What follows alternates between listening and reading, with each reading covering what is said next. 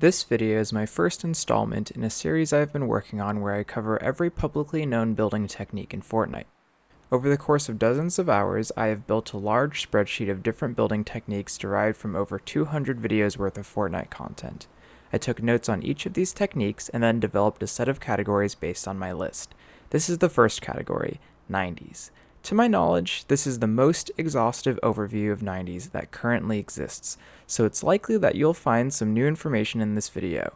Enjoy!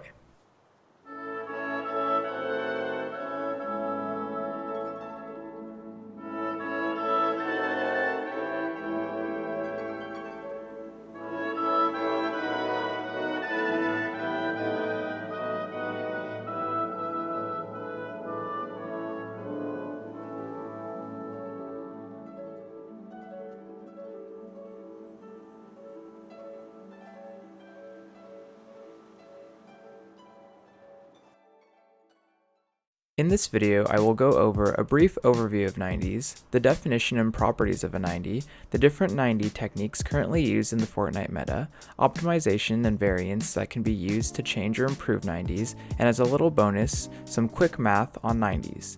Each section is timestamped in the description below. Here's a brief list you can pause on right now if you don't have native timestamp support. The 90-degree turn is a staple building technique in Fortnite and is one of the most well-known advanced techniques in the community. The 90's claim to fame is its ability to offer the fastest vertical movement in the game. This is in part because of two things. First, doing a 90 offers two opportunities for your character to phase upwards through builds, once through a floor and once through a ramp, something that cannot be achieved while ramping forward, and second, turning 90 degrees allows you to conserve forward momentum while a more dramatic 180-degree turn does not. Because high ground is favorable in most shooters, and Fortnite is a shooter that offers the opportunity to build your environment to fit your needs, it makes sense that the technique that creates vertical height the best would be so popular. To begin doing a 90, you must be standing on a ramp and the space above you must be clear. There's only one build that is fundamental to the 90, the ramp. Since ramps cannot float at a 90-degree angle, however, you must find a way to connect one to begin.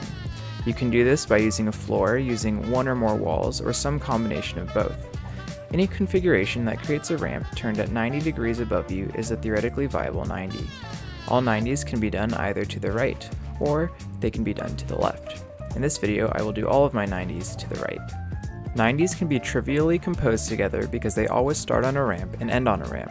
Standard convention states that you can do 3 fast 90s in a row before jump fatigue sets in.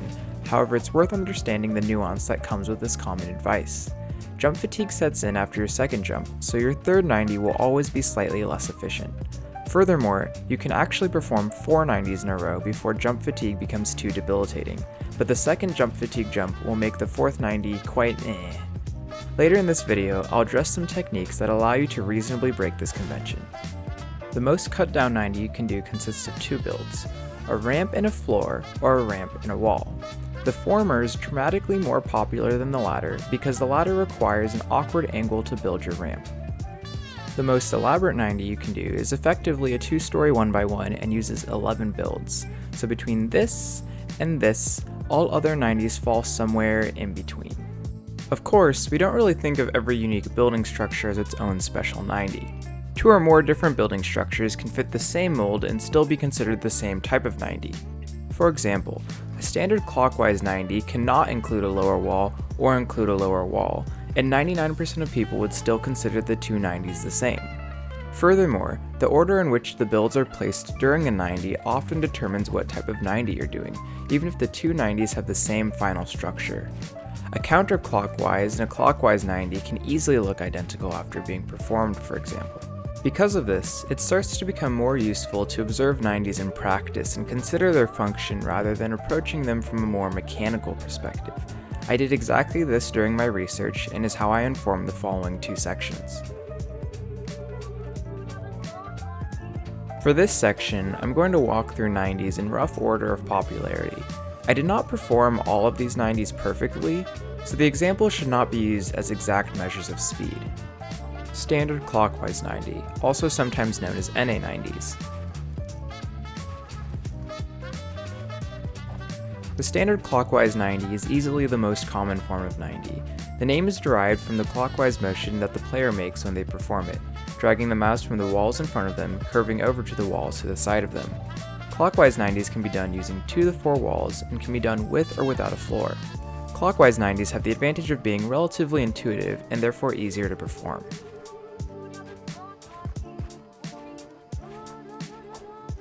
Counterclockwise 90, also sometimes known as EU 90s.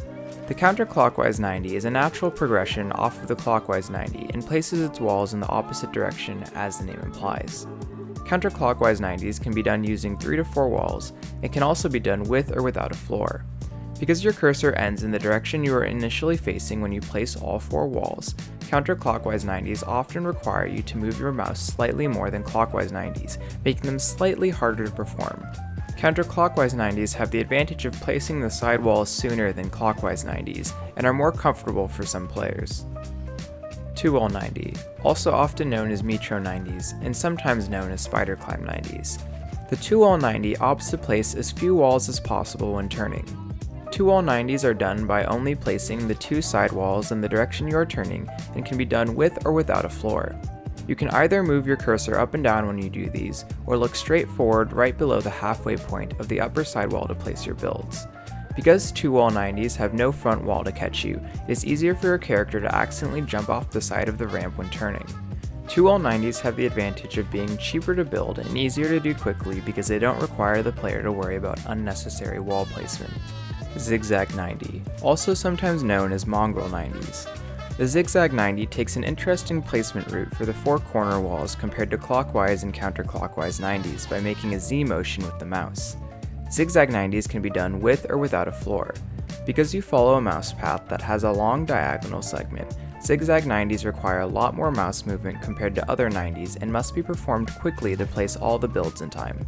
Zig-Zag 90s have the small advantage of having your cursor end in a favorable place and moving horizontally, making it easier to avoid accidentally flooring yourself. They also look very flashy and can be more comfortable for some players. Straight 90. The straight 90 places its walls using efficient mouse movement. Straight 90s are done by placing 2 to 4 walls, although generally result in 3 walls, and can be done with or without a floor. The main advantage of straight 90s is that they require relatively low mouse movement to perform since you only need to drag your mouse in one direction. Due to the limited nature of this mouse movement, you must make sure that your cursor is placed below the halfway point of the upper walls to avoid flooring yourself, something you don't need to worry about when you look down to place your floor. It is also harder to control exactly how many walls you place.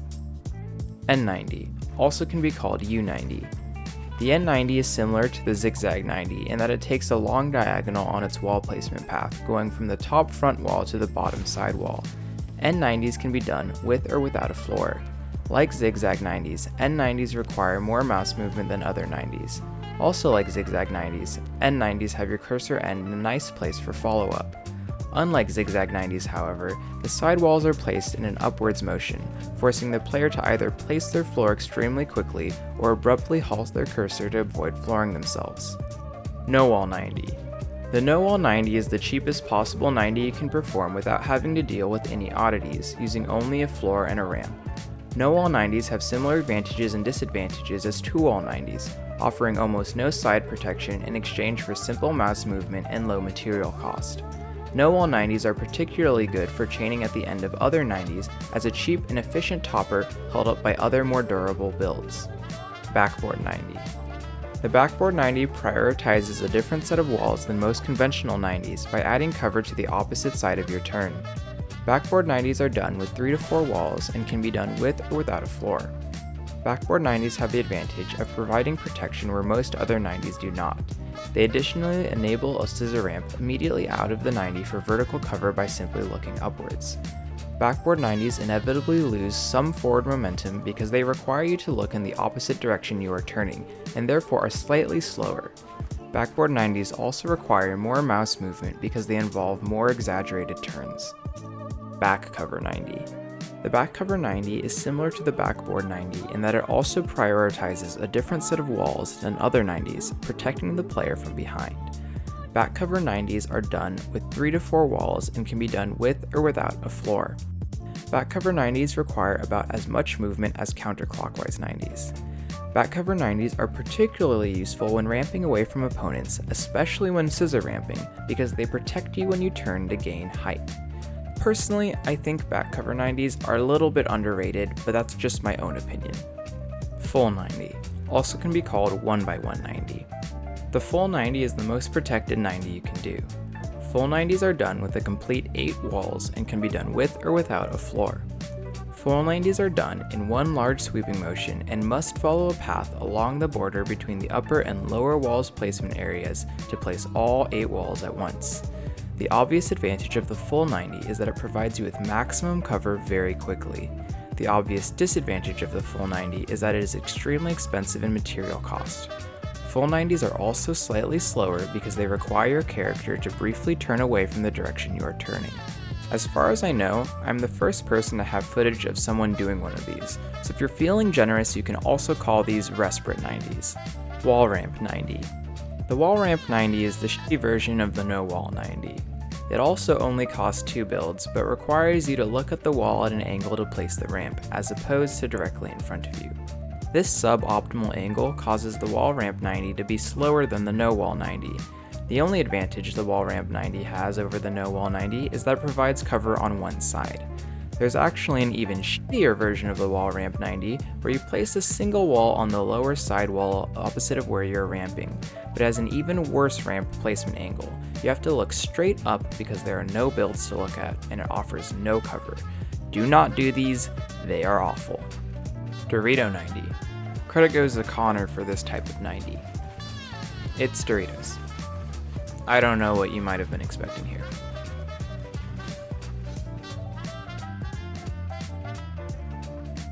In this section, I'm going to go over different movement and building optimizations and variants you can do alongside your 90s to improve or change them. Directional movement. Directional movement refers to left, right, forward, and backward strafing that you can do while jumping.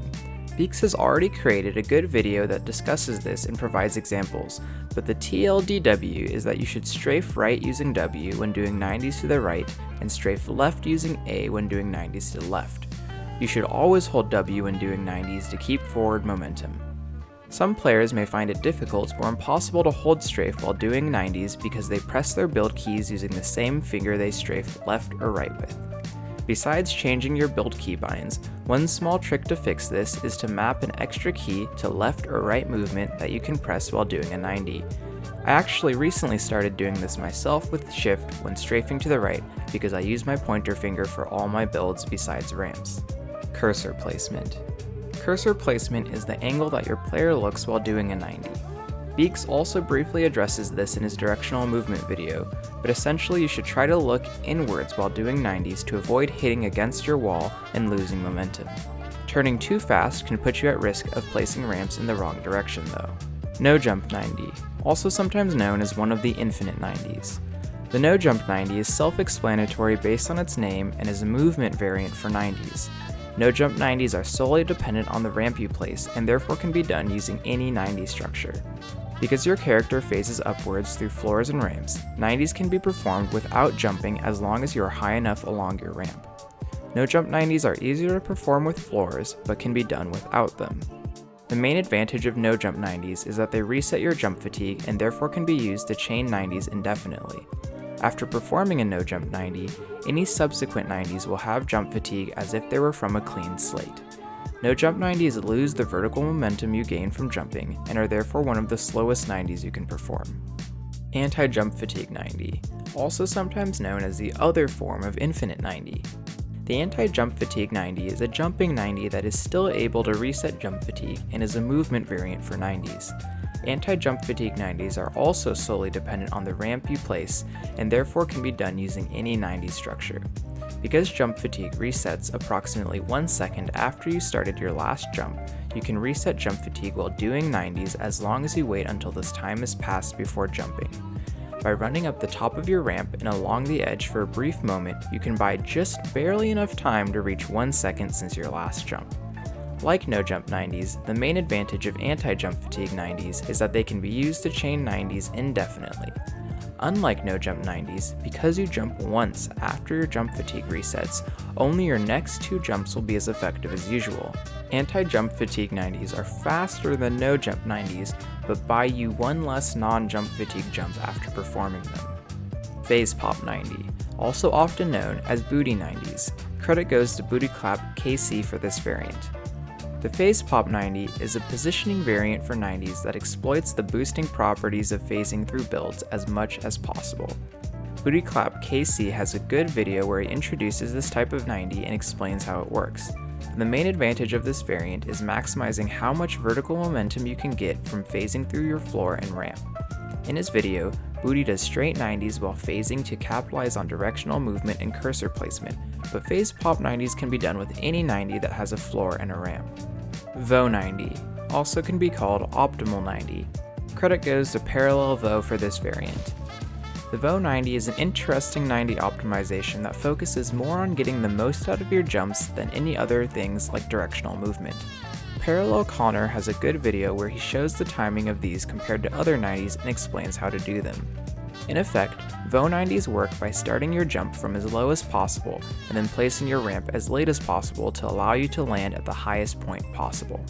The main advantage that VO 90s offer over other optimization variants is that they allow your character to complete longer and higher jumps, which ultimately is the fastest way to gain vertical height. This advantage is so large, in fact, that optimizations like directional movement are irrelevant when doing VO 90s. Currently, they are the fastest known technique for performing 90s.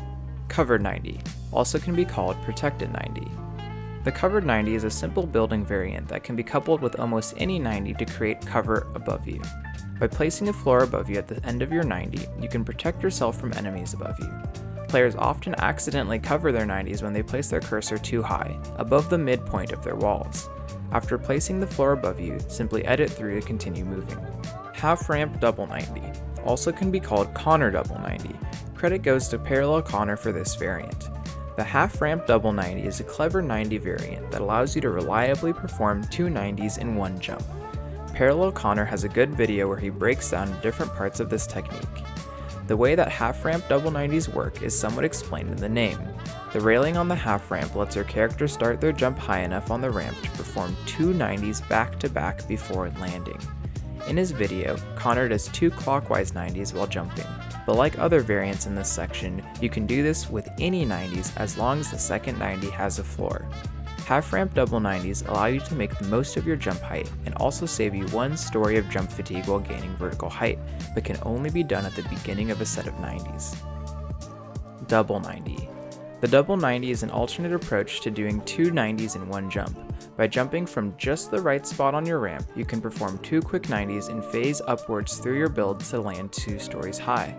This variant allows you to avoid having to do the half ramp trick that Cnnr does for his double 90s, but requires a tighter, more difficult jump. Like the half ramp double 90, the double 90 has the same benefits of saving on jump fatigue and maximizing jump height. Unlike the half ramp double 90, this can be performed at any time during 90s, and therefore can be chained for infinite 90s. I believe double 90s are possible with any set of 90s that have floors. So, that's it. That's everything I know and have gathered about 90s all in one place. There are actually a few building techniques I found that synergize well with 90s, but I'll go over those in a later video. Hopefully you found this guide to be useful and were able to learn something new from it. If you're interested in more content like this, I'll be continuing this series with more categories of building techniques that I've researched, so stay tuned. If I missed anything, feel free to let me know and I'll put additions and corrections in the description below. Thanks for watching. While I was recording this video, I actually got pretty curious about how many different 90 structures there were possible. And so I decided to try and calculate that. So I took the base case here, which is that floating ramp 90, and I enumerated all the different ways you could connect them that were unique. So we have this one floor, this back wall, this other back wall. You can do 2 walls here, and you can also do 2 walls here. And then for each case, I took all of the different kind of optional building slots you have and used those to determine your possibilities. Now, to avoid repeats so that I don't count all the situations where I already have a ramp. I didn't count builds that I'd already considered in other cases. So here I don't consider the floor, here I don't consider the floor and the back wall because they're here, etc., etc. And so if you do a little bit of math, you can actually come up with the number. It's 468. There are 468 different structures you can make with 90s, assuming you consider a 90 these bottom 4 walls and these upper 4 walls. So for anybody who thought that was interesting, that's the math.